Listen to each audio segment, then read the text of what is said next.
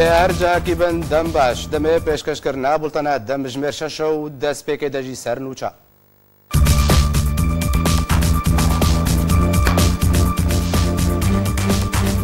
امينداريا قشتية انجمن اجتماعية كرد لسوريا بشتبانيا خوش خوانيشاندان ايران را دد ديار كرنو وان خوانيشاندان بروايج بو بداوي بون استمكاري وسياسة شاشيان رجيم ايران بناف دكي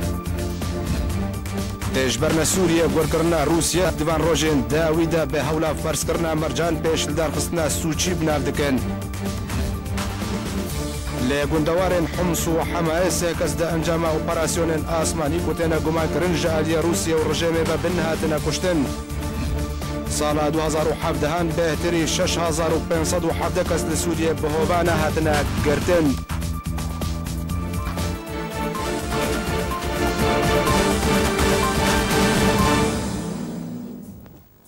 دوباره سلاو انجمن اجتماعی کردی لسوریه لبجار قامشلوی روجاوای کردستان د خویانی که فرمی درباره خوپیشاندانین لدجی حکومت ایران درخست د خویانی د انکاسی پشتوانیا خوش بو گلن ایران د خویا کرنو او خوپیشاندان به راپرین بناف کرن انجمن اجتماعی کردی لسوریه انکاسی د خویانی درباره خوپیشاندانین گل ایران لدجی حکومت درخست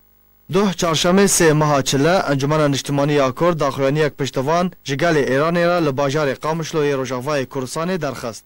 داخلانی انکسی دهاتیه که 28 ماه برچله سال 2017 هان راپارین لدیجی حکومت ایران لباجار مشهد یه ایران درکت. و پشتی چند روزان خوابشاندان برفره بون و لزیدتری هفته باجاری شورش رابو. و بسات هزاران جگلین ایران جفرس، کرد، عرب، بلوش، ازر و هند پیکاتین دن دجی سیاست رژیم ایران درکتن.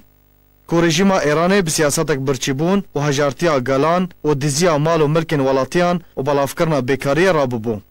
داخلانیا انکسی دهاتیه کو پشتی خوابشانداران سلوگان خدمتگزاری را دکرن درشم و سلوگان سیاسی را کرن و داخوازه هلوشاندن رژیم کرن و خواستن ایران دستیواردان جکاروبار سوریه و لبنان برده.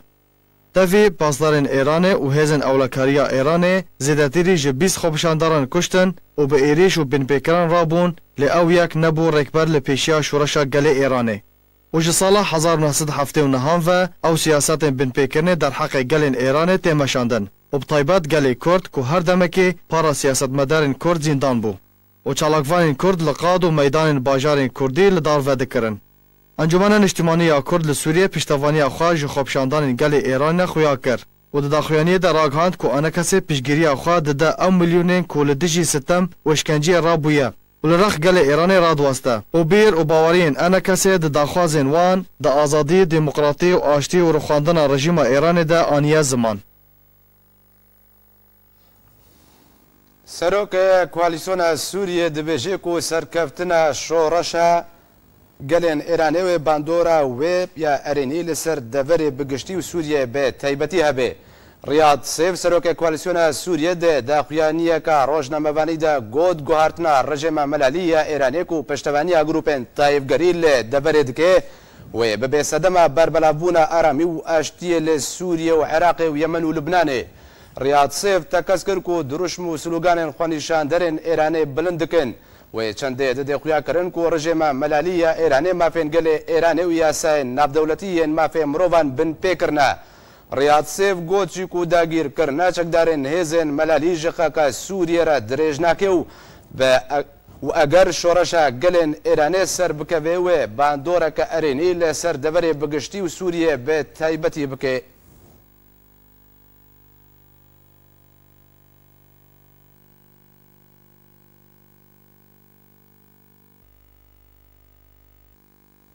محمد علي اندام حزب ديمقراطا كردستان يا ايران د لدوانك تايبد جبو اركيد خويا كرنكو خوانيشاندان ايران د سبيك د جبو سدمن ابوريبون لي سدمن سركين خوانيشاندان گلن ايران نبونا ازادي واستمكاريا كو رژيم ملالي لگلن ايران كريا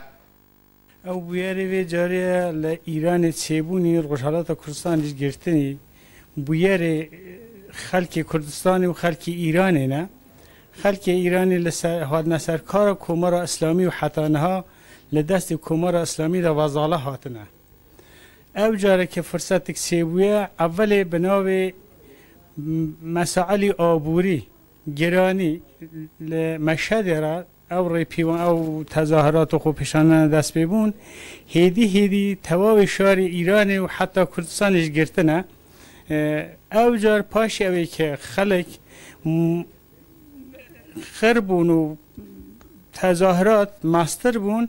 گارین شعار دل خواست بکن تشتی دل خواست بکن پیشتر که بحث مسئله آبوری دکرن دو ماهی ها نسروی هنده که بابا کمار اسلامی رژیم کی ظالم رژیم کی دیکتاتوره دخوازن لقید و بند کمار اسلامی آزاد ببن جابر به هنده روز بروز او تظاهراتانه زیده تر دبن و پیگیرتر دبن او جار خواست دل خواه باست کن بله تواوی خلکی ایران جارا 2009 که دیسان ها خوب پیشاندن ایران را چیبون بناوی جناحی که کمار اسلامی بود اما وی جاره نتنه بناوی جناحی که کمار اسلامی همو خلک ایران سراسری اوی تظاهراتی دکن اوی خوب پیشاندانی دکن همه هنگن او جار توابی نظام جمهوری اسلامی اخصنجر علامتی سوال و شعار برو خانه همو جمهوری اسلامی دن نه اینکه بو جناحی که گروهی که اصلاح طلب یان بناجو خاص اوی جاره او خواه پیشاندن اوی جاره نتنه جناحک و میر حسین موسوی یا من آجو خازان مجار سوالات او پیشتی جباس کرد همو خلکی ایرانی نه خلکی ایرانی اوی جاره به تواوی قناعت آن اوی که دخوازن نظام کمار اسلامی هلوشینن تیک بدن به نظر من کمار اسلامی پاشی 40 سال ماهیت های بو خلکی درکتیه که چه نظامک بیا خلکی ایران وی جاره به احتمال زور نظامکی دلخواست دابنین نظامکی دموکراتیک دابنین او نظام دموکراتیک به همتا همو ملیت و کمانتوی ایرانی چه با اگر تنه فارس من دیسا این وکو جارا پیشی وکو ویجاره یه ببا نظامکی دیکتاتور اما اگر خلکی کرد خلکی آذری خلکی ترکمن ملیت دیه ایرانه همو هماهنگ دیده بشدار بن یه نظامکی دموکراتیک دابنین ویجاره به نظر ما اول هلوستین نافدولتی دولتین زلهیز وک من امریکا و آلمانیا و بریتانیا و فرانسه و هون چاود دخوینن جبو پشتوانیا و بیارون رو دوان پیش همیه ام بحث آمریکایی بکن که آمریکا گلک تأثیر هیال خاورمیانه و بتایبر لسر وضعیت ایرانه اگر 2009 مر تماشا کرده با اوباما سرکار بو اوباما نتنه پشتیبانی لخلک ایرانی و خوب پیشن داره که حتی به شیوه اگل شیوه مخالفت دیگل و خوب پیشاندانانه که اما وی جاره برعکس سر کمار آمریکای دونالد ترامپ به شیوه که زور گرم پیشوازی دیگه و پشتیبانی دیگه و قول و بالینان ده خلک ایرانی که او حق مسلم اوانه که دبی او عمل بکن لداهاتی که نزیک دا چاوروانی لپشتیوانی گرم آمریکایی بن به نظر من باوریا مزورتر دبی سر خلک ایرانی و کردستانی با پیش همیه دوای وی اگر خلک لسر پیخارا واسطه هندگ مقاومت کن نتنی آمریکا ولات دی از الهیزا خربیش یبین سرکار پشتیبانی خلک ایرانی بکن چون که داوای روانه داوای درستن داوای حقن از ها دبینم که کمار سوریه جدا لبه که کمارا کی دیکتاتور بیا دست جمهوری اسلامیش گلک دیده هبیا بو هنده زیده تر تأثیرها خراب لسر خلکی هبا نظر من اگر کمار اسلامی بیجاری هلوشه یا لدهاتوی که نزیک ده هلوشه به نظر من یه باندوره که گلک باش لسر وضعیت سوریه و خلک سوریه شبه ام داوا دکن که خلک کردستان با عام به تایبتی خلک روشالات باشوری بچوک به همو شیوه که هاوکاری و پشتیوانیا خلکی کردستان ایران بکن بوی هنده اوی رژیمه بروخین اگر او رژیمه بروخه مگمان نه که تأثیره که گلک یک باندوره که گلک باش لسر کرد سوریه و کردستان سوریه شبه وزیر درب ترکیه مولود جاویش اوغلو ده چهارشنبه سیاست خویا درباره سوریه یا سال 2018 اشکره کرد اوغلو جمال پرا ترک پریس را گوت ولاتی وی و گرینگی بده پروسه اشتیه ده سال 2018 ده لسوریه و هاول جبور آستاندنا شر و پفچونان لسرانسر سوریه بده هروها ترکیه هاولا اکتیف کرنا چاره سریا سیاسی و پیکانینا هلبجارتنین زلال سوریه بکه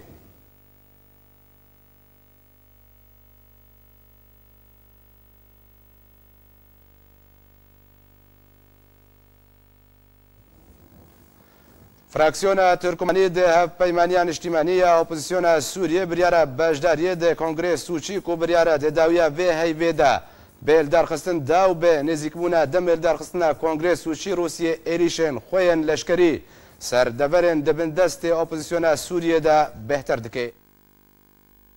Hin dijberên Sûriyê bi hoşyarî pêngavên Rûsyê li dijî İdlibê û gundewarên Şamê û Dereyê dişopînin û dibêjin gûrkirina leşkerî wê di rojên bê de berev zêdebûnê ve biçe. Kobalafirên şeriyên Rûsye û Sûriyê siyaseta xaka şewitî li gundewarê Hema û başûrê Helebê bikartînin.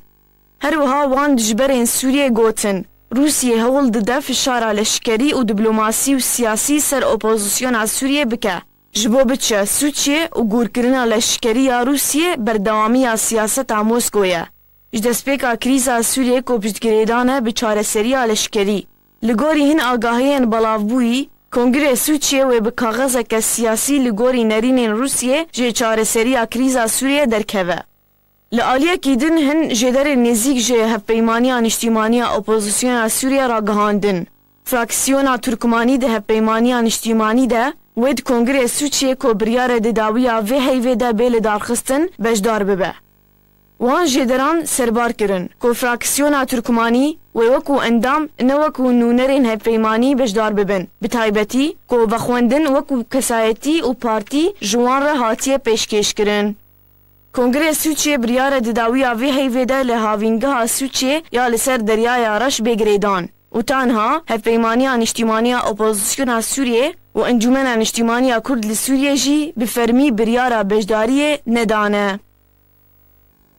Belê temaşevan êja ji bo gotûbêjiyeka bêhter li ser beşdariyê de Kongrê Sûçî de ku biryara de 29 mehabê de bêldarxistin me mehvandariya mamosta Nawaf Reşîd serokên Wêneyetiya Herêma Kurdistanê ya Encûmena Niştîmanî ya Kurd li Sûriyê. Mamosta Nawaf tu bi xêr hatî. Berî hemû tiştekî dema ku demêldarxistina Kongrê Sûçî hate diyarîkirin di 29 heyva bê de dem û dest piştî demeke kêm aliyên nava opozisyona Sûriyê dengê nerazîbûnê bilind kirin ku beşdariya xwe di Kongrê Sûçî de red kirin. Lê di dema niha de hin alî henasteweke niha bereya Tirkmanî an got pêkhatiya Tirkmanî biryar daye ku di Sûçî de beşdar bê. Ev nerêkkeftin neyeknerîna koalisyona Sûriyan opozisyona Sûriyê di Kongrê Sûçî de mewqifê em bêjin helwesta wê zeîf nake? Tiştekî ne baş, xerab e. Ji bo koalisyonê bi tevahî, ji bo muaredê bi tevahî tiştekî xerab e, ne baş e. Ema wek îcar Encûmenê Niştîmanî Kurdî beşek ji koalisyona Sûrî destpêka wextê guftûgo kirin Sûçî ji bo amedebûn û neamedebûnê wê wextê jî ema wek Tu xwendina fermî mamosta? Ne heta niha tiştek çê nebûye. Bes wê demê de nûnerên Encûmena Niştîmanî Kurdî ê got koalisyonê de çaxê wek teheffuza xwe neerîniya xwe û neerîniya xwe diyar nekirin ji bo koalisyonê hiştina heta anha ême em dibînin wek nerîn ez dibînim ez dibêjim koalisyon jî û her beşek û her pêkhatîk ji Sûrî divê tu carî xwe ji ser mêzeya nehêlê her û demê amade bê û hazir bibe û tişert û merca jî nedîne ew mêzeya di wê mêzê de karê mafê xwe û heqê xwe û tiştê got xwestekê xwe li ser mêzê deyne û diyarî xelkê jî bike û dewletê got îro rojxwekirina serpereşt jî ji bo çareseriya Sûrî. Layê dî de ême ez dibînim berî demekî jî min got belkî ev dewletê got anha ev roj serpereştiya Sûçî dikin girêjt bine astekî nema karin berdewam bikin bi piştgiriya xwe ji rejîma Sûriyê re. Wek anha nimûne tiştê got li Rojhilat dibe li Îranê dibe yek ez dibêjim amilekî gelkî giring û gelkî jî mezin e yek ji esbabê got ava got rejîma Îranê ne bes xelkê xwe ظلم وزور دستي سروان وبرتشيبون وحمود شتي خلق شورش در خستش دربه خلق در دور خوشش خو عاجز كرن ايران وسوري دسبيك اغريزا سوري حتى انا دستيوان نافده اوان يك جوان دولتي جوهشتن حتى ان هاغريزا سوري وايش وجانا خلقي ملت سوري دمان هذا حسن ولاتن جارانتي دور شري واي سركه د كونغرس وشيده او تشاو برجوندي خو هجمونا خو د سوري د ببارز نو بهتر بكن انما بجد دمك وانما بشتبانيا رجيم كن مرجي هري سركه كونغرس وشي لسر ادين بجدار او كو دما هر اديك بجداري كونغرس وشي بدوي بمعنى اسد راضي به سرك رجيم سوريا روسيا بري دمك انجمن دوما روسيا بروجي بريارا درشكرنا بمعنى بنجه سربازي روسيا لطرطوس والعسقيه پسند کرد که بود ما 49 ساله يعني اگر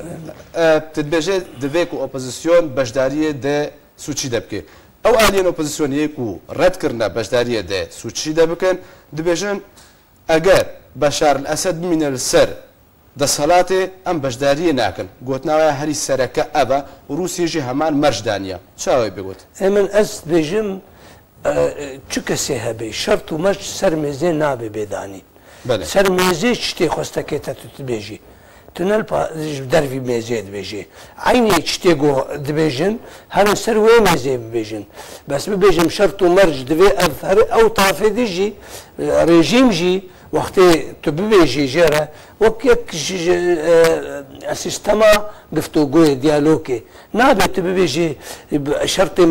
اف شرطه حتى ازبه افريقيا خلا دانشم ازرونم برابر ويل سرميزي بيت هر سرميزي او ميزه حكم بك سرميزي تشتي خو بيجا داوا داوي وقت وقت نبو تبكشي بس انها ادبجم امدبون ونحازربونا اوبسيوني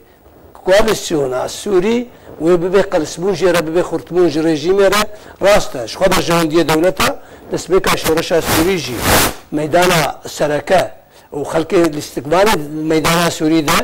اف دولتبون اف دولته وهناك دولتي ذبون ضد ميدان ذا برجانديه خو وحتى الكواليسيون جي بشكي ما ظن كرن دستك شخوره بس انها نعم دبونا هو بهتر زراري ببيني وخرابيه ويجي وسرقوا اتزالم ادبيجم اسكارم ببيجم جي بلكي تانجام عجينه دي بس امدبون بيوستياوي دوراوي باش ما د كونغرس وشي دبنارينا قلتو بيجي ودانوستادنا راستقينه بينكرن يعني كو سيناريو كي بسر ادين بجدار د بي سپاندن بيجم اف هجمارا قنهاتي قوتن وشر حزار كثير وحتاني هناك بيجن 2000 كس 2000 وحفصتها عدد 2000 ونقاربا تبريارا وت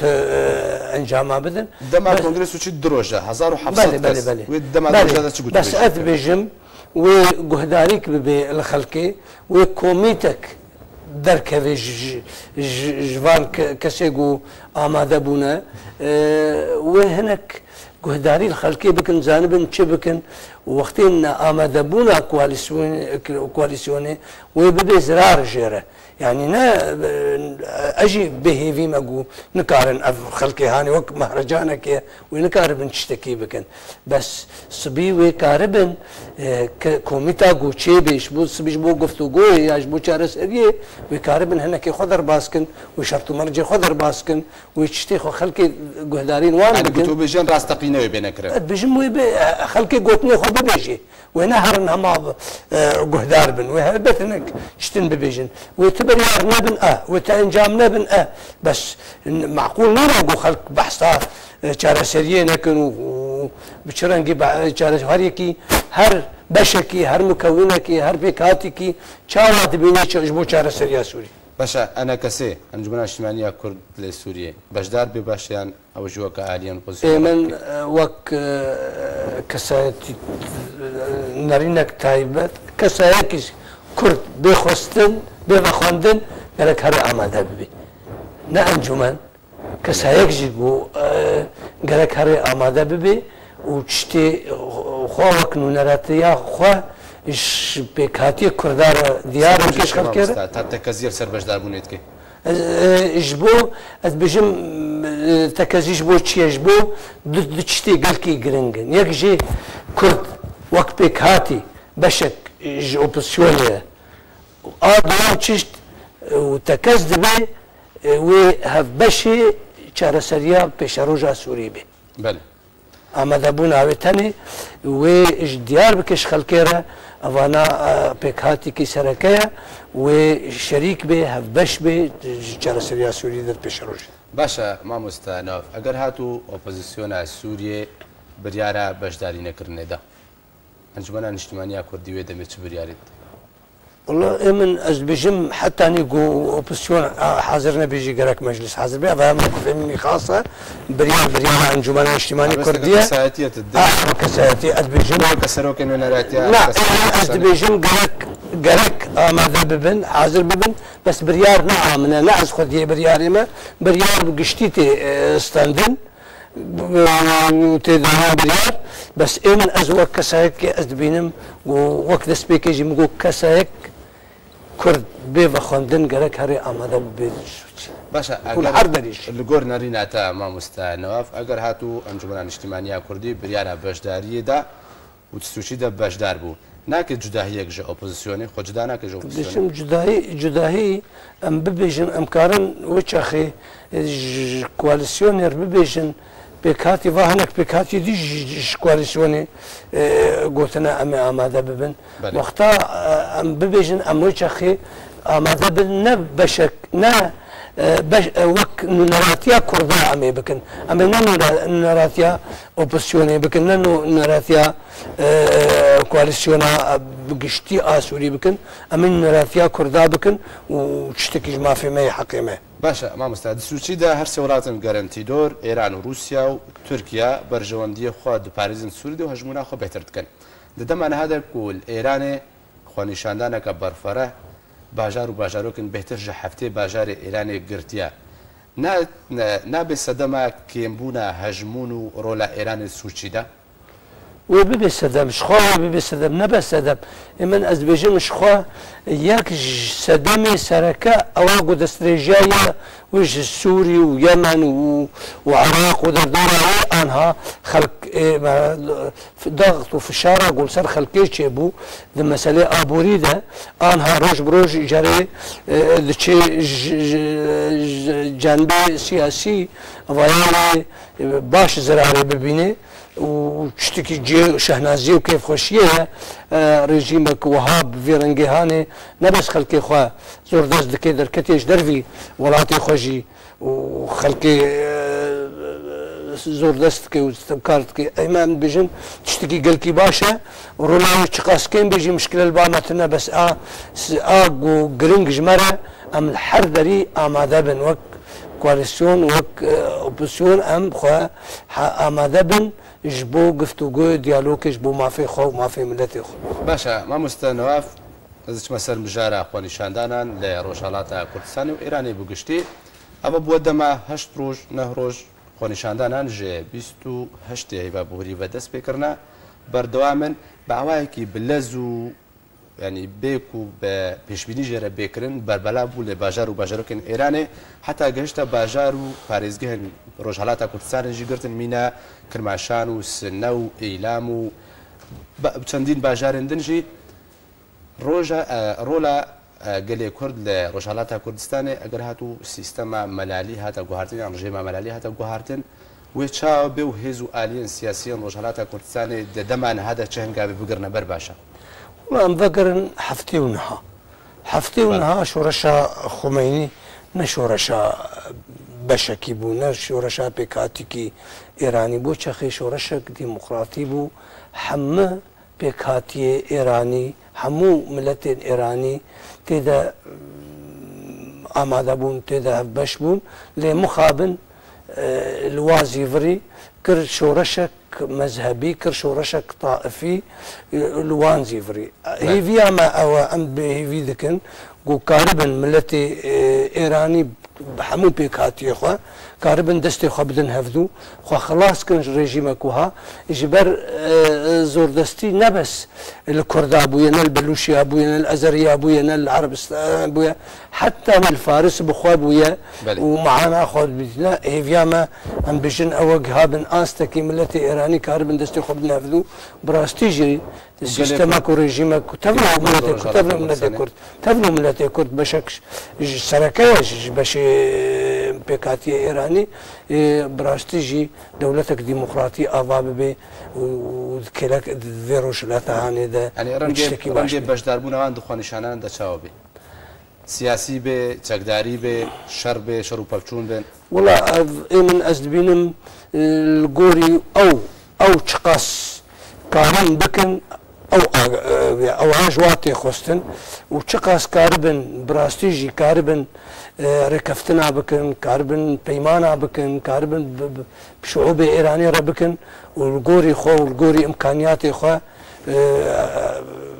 ابتدى باش دار بن تشتكي باش بي ويخو بكن تاكز بكن سر شراكت يا خوش ايرانا نور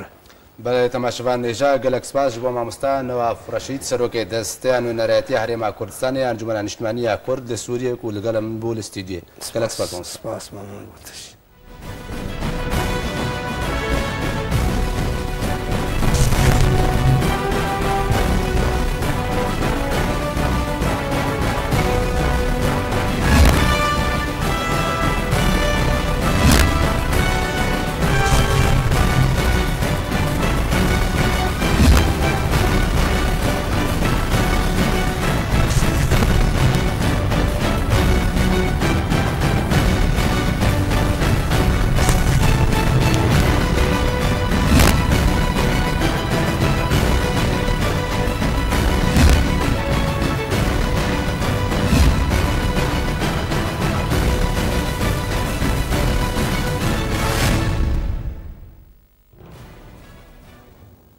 شاندك جه دستيا ريفابريا جه كومبندا ورزشوانين كرد لسوريا بدستيا سروكاتيا انجمنا نشتمانية كردي لسوريا رجفيا بمبستا رادست كرنا باورنامين جه يكيتيا هرما كردستانية تايكواندو بو ورزشوانين كرد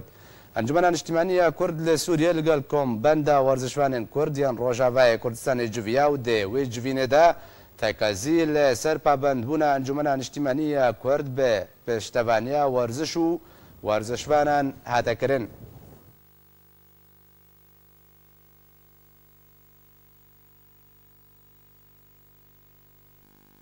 روزنامه کۆمەرسانتیا روسیە لەسەر زارێ ژێدەرێکی تایبەت بەڵاوکردیەک و بنگەها سەربازیە حەمیمیمیە روسیە لە پارێزگا لازقیێر لە ڕۆژاوای سووریێ ڕۆژە سهو یەکێ هەیڤە بەرچلەیە ساڵە 2017 ژێ ئالیە ژمارەیەک چەکدارێن نەناسبە هاتە تۆپبارانکردن و دە ئەنجامێدا گەلک ئاڵاون لەشکریەن روسیە هاتنە تێکبرن. میدیایên رووسیا ئەشکەرەکردن و بنگەهەکە سەربازیە رووسیە لە سووریە هاتە ئارمانجکردن. ڕۆژنامەیە کۆمەرسانتیا رووسی لە سەرزارێ ژێدەرێکی تایبەت بەڵاوکرد و بنگەها سەربازیە حەمیمیمیە رووسیە لە پارێزگا لازقیە لە ڕۆژاوای سووریە ڕۆژە 31 هەیڤە بەرچلەیە ساڵە 2017 ژێ ئالیە ژمارەیەک چەکدارن نەناسبە هاتە تۆپبارانکردن و دە ئەنجامێدا 4 بالەفرێن شەڕی ژێجۆرێ سۆخۆی 24 و 2 بالەفرێن شەڕی ژێجۆرێ سۆخۆی 35 و بالەفرەکە شەڕی ژێجۆرێ ئەنتۆنۆڤ 72 هاتنە تێکبرن. ڕۆژنامەیە کۆمەرسانت سەربەرکرد و گوت و ژە ساڵە 2015 و ئەڤە یەکەم جارە بێڤی ئاوای زیان بەهێزێن لەشکریەن رووسیە گەشتیە. هەروەها ڕۆژنامێدا خویاکردن و وەزارەتە بەرەبانیا رووسیا بە فەرمیت داخویانەی لەسەر وێ بویەرێ نەدایە و بێتەنێ وەزارەتە بەرەبانیا رووسیە ئاماژەداک و دە 31 مەها بەرچلەیە ساڵە 2017دا بالەفرەکە لەشکریە رووسیە ji جۆرێ هەلیکۆپتەر می 24 بێ سەدەما کێشەیەکە تەکنیکی هاتە خوارێ و بالەفرڤانێ وێ هاتە کوشتن. ژێ ئالیە خۆڤە ژمارەیەک چالاکوان دانە خویاکردن و پشتی ئارمانجکردنە بنگەها حەمیمیمیە سەربازی ژ ئالیە ژمارەیەک چەکدارێن نەناسبە. رووسیا بە ئاوایەکی توند کارڤەدان کرد و بالەفرێن شەڕیەن رووسیا سڤیلن لە غوتەیە ڕۆژهەڵاتە شامێ بۆمبەباران کردن.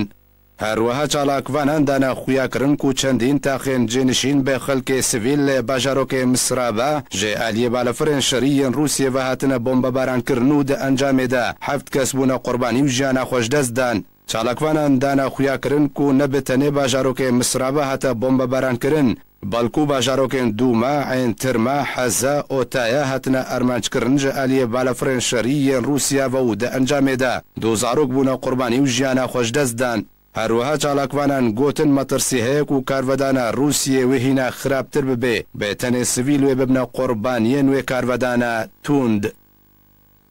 نەتەوێن یەکگرتی فکارەخوا لەسەر بەردەوامیە ئارمانجکردنە سڤیلان لێ گوندەوارن هەردوو پارێزگایان حەما و ئیدلیبێ نیشاندان. فەرحان حەق جێگرێ بەردەفکەی ئەمیداری گشتی نەتەوەین یەکگرتی دێ کۆنگرەیەکی ڕۆژنامەبانیدا ڕاگەهاند بە سەدەمە بەردەوامیە بۆمبەبارانکردنە سڤیلێن گوندەوارێن باکوورێ ڕۆژهەڵاتێ پارێزگا حەمایە و گوندەوارێن باشوورێ پارێزگا ئیدلیبێ فکار لە جەم نویزگا هەماهەنگیە کاروبارێن مرۆڤی یا نەتەوەین یەکگرتی ئانگۆ ئۆتشا بێتر بووە. فەرحان حەق دێ کۆنگرێ ڕۆژنامەبانیدا داخواز ژە هەموو ئالیەن شەرکەر کرد و نەخۆشخانە و دەستگەهێن سڤیلیەن گرنگ ji بۆ پاراستنە ژیانە سڤیلان نەکنە ئارمانج و ڕێزێ لە یاسای ناودەوڵەتی دەربارەی مافێ مرۆڤاندا بگرێ. فەرحان حەق سەربەر کرد و گوت و دە ئەنجامە بۆمبەبارانکردنە بەردەوام 7 کەس هاتنە کوشتن و 18 کەسێ دن بریندار بوونە.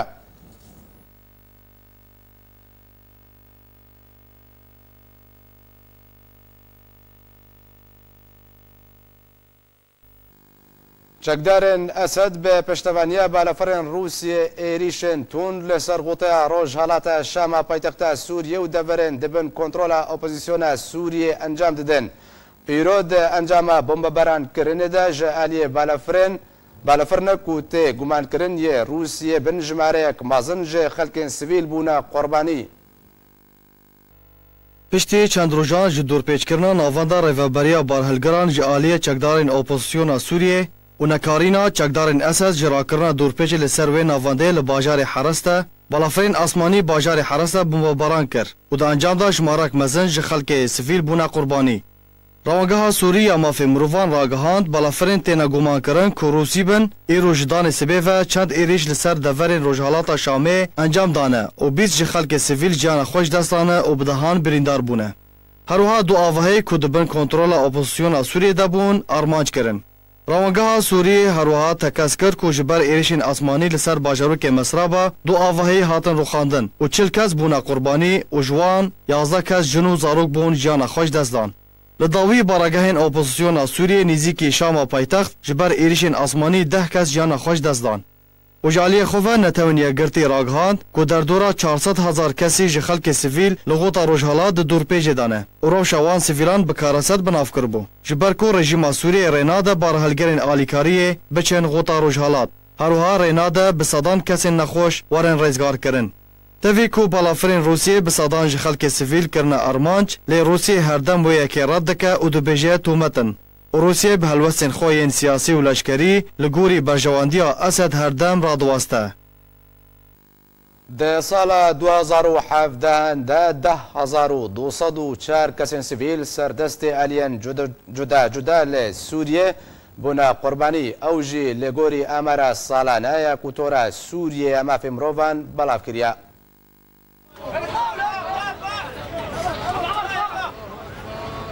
tora Sûriya mafê mirovan amara xwe ya sala 2017 derbarî hejmara qurbaniyên sivîl li Sûriyê belav kir. Têde jiyan ji destana 10,204 kesên sivîl belgekiriye. Li gor amara tora Sûriyê ji 10,204 kesên sivîl xwebûne qurbanî 2,298 zarok û 1,536 jinin. Ku ew jî li serdestê çekdarên rejîma Esed û milîsyên Îranî û hêzên Rûsî û çekdarên PD û grupên İslamiyên terorist û grupên çekdarên opozîsyonê û hêzên hevpêmaniya navdewletî û hin aliyên din hatine kuştin. Li gorî vê amarê ji hejmara giştiya qurbaniyan ku 10,204 kesin 4,148 kes serdestê rejîma Esed û milîsyên Îranî bûne qurbanî. 1,759 serdestê hêzên hevpêmaniya navdewletî. 1,446 سردست گروپین تروریست که او جیره خسنا داعش و دسته تحریر الشام 1436 کس سردست هزین روسیه بونا قربانی 913 کس سردست هن آلین دن کنا ناسن 316 کس سردست پیاده بونا قربانی و 186 کسین دن سردست گروپین اپوزیسیونین چکدار بونا قربانی جده 1204 کسین سیویل که بونا قربانی 2298 زاروکن جوانجی 754 سردست رژیم اسد و میلیسین ایرانی بونا قربانی 521 زاروک سردست هفیمانی ناو دولتی بونا قربانی 439 سردست هزین روسیه 283 سردست داعش و دسته تحریر الشام 198 زاروکن دن سردست آلین دن بونا قربانی و 58 زاروک سردست پیاده بونا قربانی 45 سردست گروپین چکدارین اپوزیسیونا سوریه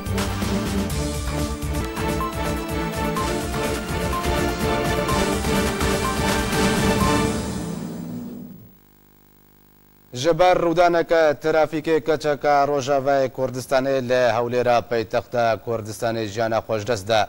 دوه لتاخا عينكا ويا هوليري وبشتي اوتومبيلاوان راستي رودانك هات عايشة صالح كو خلقا گوندي كوتانا يا عفرينا روج اوي كردستانيا بگراني بريندار بو جانا خوش دسدا عايشة صالح لقل براو خشكا خواد اوتومبيل دبو براو خشكا وي بريندار بونو عائشة جي جيانا خوش دزدا عائشة جدايك بصالة 1991 بو وصالة چاران بشه اندازياريات چاندنية لزانينگها صلاح الدين لهوليري دخاند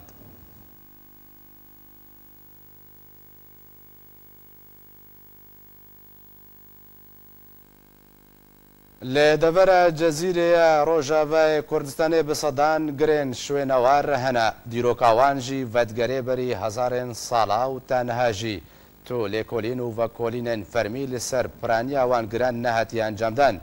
گري گنده قصر ديبه گندوار ديركيجي يك جوان گرانك و تنهاجي دمينه و بخورا بدهن چيروكو ديمنان ودگوهزه گند قصردیب باکر باجار دیرکه به 6 کیلومترایه. قصردیب به گر خواته تا ناس کرن و گر به پحنایی و دریجبونا 800 متراته هیا و بلندبونا 100 متراج آست زوین دبن خوره. هاویر دور گر گانین آوینه.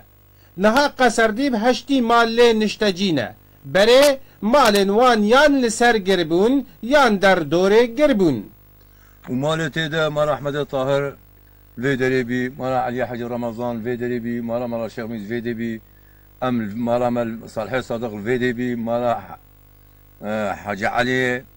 بابا حاجي مشتاق في دريبي عفدي غلام في دريبي عفدي رسول بيجني دالي ما تقول عفدي غلام عفدي رسول مال في دريبي هنك خانيه بري مال رسول اغا الفربين او مغفر بي وقت مغفر هاتي قنده بشه مغفر شو ظلامي واكتن تيدا وبرهي قوچوجي مالاويجي سري قربي ام افش حفتش مالي يعني دور نهده مالي دل دورا قربي حمي نهده مالك ولا بمنا قونا قرده بين يعني ولا بقرفه بين قري قصر دي بي تشيكريا خلق هاتيا آبا كرن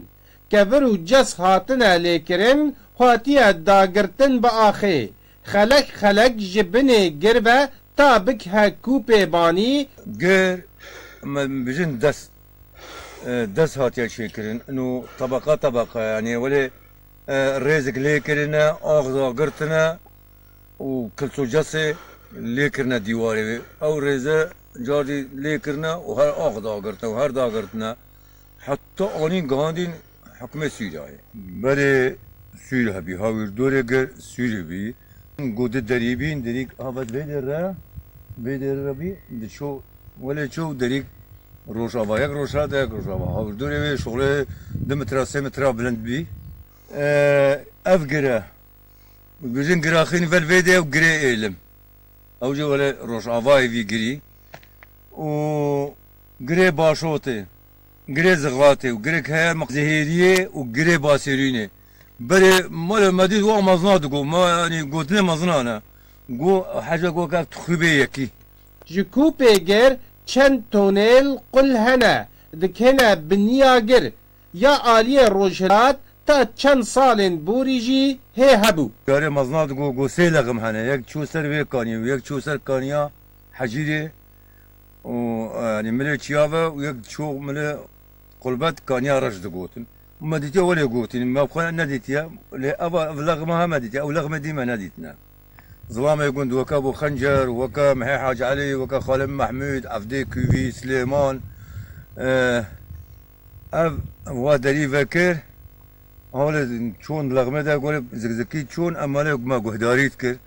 شون قوتي مولي قدر كي شون شغله دمترا قوام رابين درجة ولا كلتو جذبي درجة بي فيالي رافق هبين جيه شراكا جيه فنداكا وقتي شبين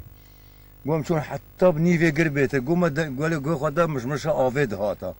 او لغما دشو هوا كاني بنيا قرها نها ختمية بن خورا دركاتيا واها خيات زانيارين شون مايا دبيجن هريما جزيرة بشون ماي خواه زنگين ترا جبترولا خواه و داهاتن شون مایا بهترین جهمو داهاتن دی هر گرکی هزار چیروکا دبیجه و روشا شارستان مزن شروه دکه لیتا وکونها تنی گرا دزیه لی دبه و تپ سپورن پیمایا لی کولین لی نکرنه دیارا دیروکا ملتکی و خودی جهکی تیتا دیار کرن و افجی لخوشیا دسهلات دارا نای جسر گری قصردی به احمد صوفی آرک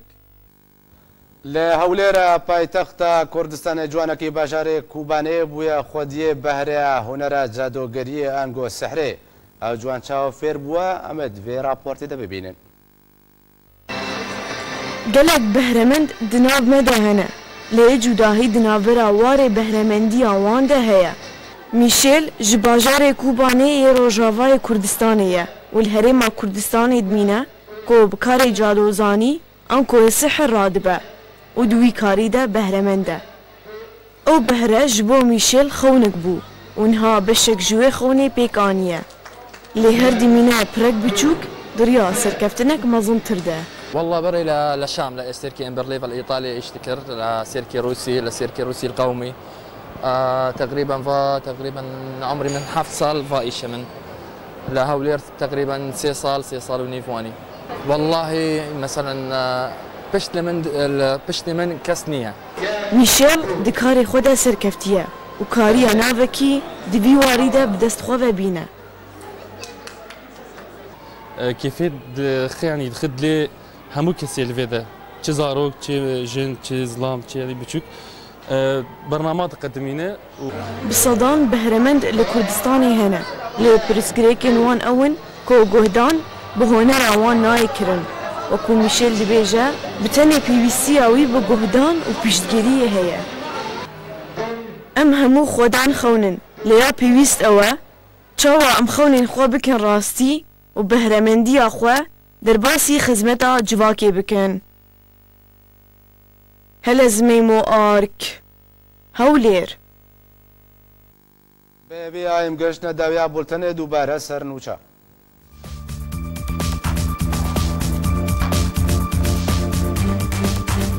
ئەمینداریە گشتی ئەنجومەنان نیشتیمانیە کورد لە سووریە پێشتەوانیا خۆشێ خۆنیشاندانن ئێرانێرە دەدێ دیارکردن و وان خۆنیشاندانان بە ڕەواییش بۆ بەداوی بوونە ستەمکاری و سیاسەتên شاشیان ڕێژێما ئێرانێ بناو دکێ.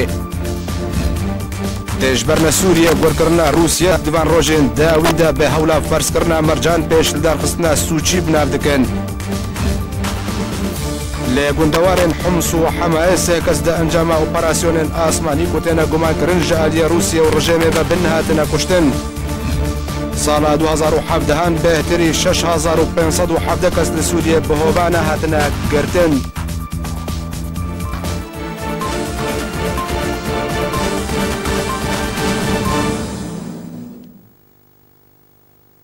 هەر شاد و بەختەوەر بن.